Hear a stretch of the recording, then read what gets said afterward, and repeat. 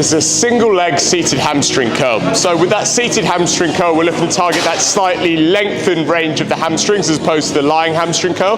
Doing them seated gives us a couple of advantages. Number one, it allows us to work on ironing out any discrepancies in strength you may have between one side and the other. So make sure you do your non-dominant side first and then match the reps on the other side. And number two, and more importantly, because it requires much lighter weights, it's much easier to stabilize. It doesn't pull your pelvis around, as it's very easy to do if you're strong on a normal seated hamstring curl. So with these, we're going to be doing them single leg.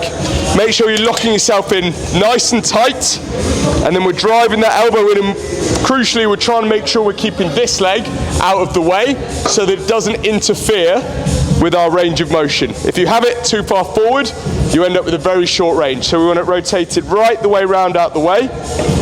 Nice slow stretch, not quite looking out at the top, okay? So we're stopping a little bit short of full extension. And just to show you on this other side as well, it's much easier when you have this leg out the way, but again, we want to match that range of motion. And as you can see, very easy to stabilize because it doesn't require as much load, and therefore my pelvis isn't being pulled around.